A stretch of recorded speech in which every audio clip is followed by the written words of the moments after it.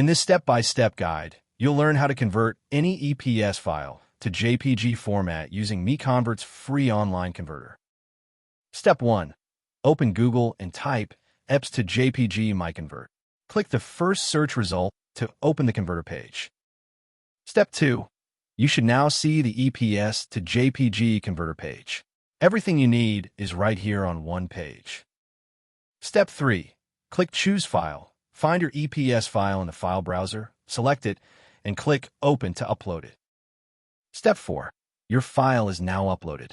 Review the details shown on screen, then click Convert Now to start converting.